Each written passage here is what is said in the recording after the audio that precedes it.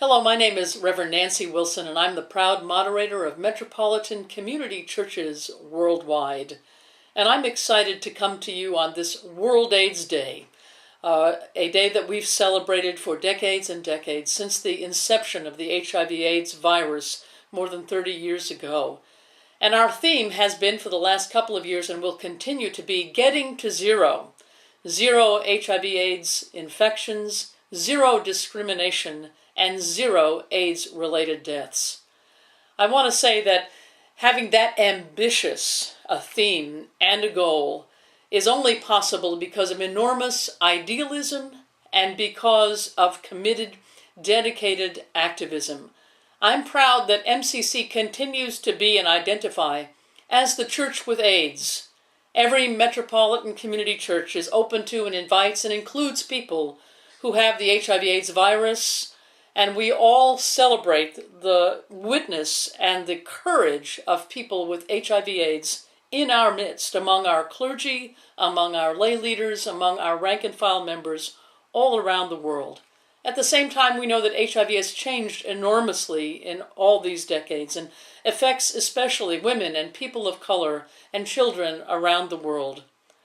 My wife Paula, who is a tutor and teacher, says that she encounters children who are junior high school age, children who perhaps are beginning to think about being sexually active, who describe that they don't even really know what HIV/AIDS is, and they don't know how they get it.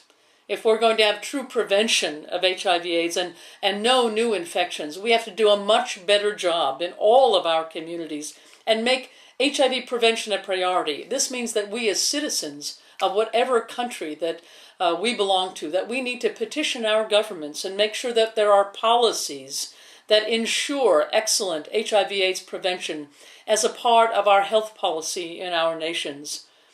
Those policies can make a huge difference in our schools, in our communities, and can really mean the difference between life and death and achieving this goal. The other goal is no HIV/AIDS discrimination.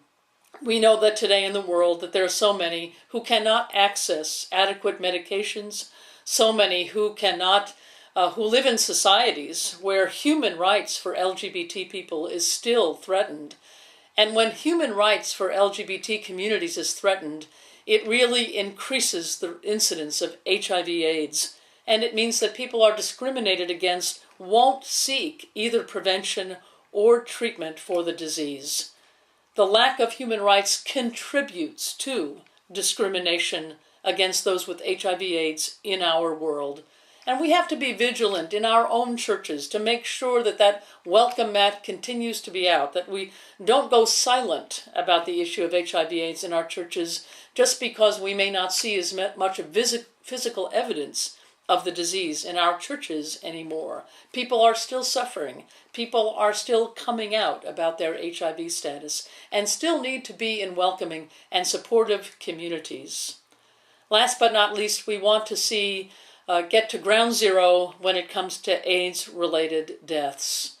We were there in the very beginning, MCC, over 30 years ago, when people began to die of something we didn't even have a name for, that we later came to know as HIV and AIDS. My prayer is that not only will we have been known as those who were there in the beginning, but that we can be at the beginning of the end of AIDS. The day will come when the very last person is infected with HIV, and the day will come when the very last person dies of the HIV virus. And I pray that many of us live to see that day, and we will live to see it because of our idealism, because of our faith, because of our prayers, our activism, and our commitment to continue to be the church with AIDS and the church after AIDS. God bless you.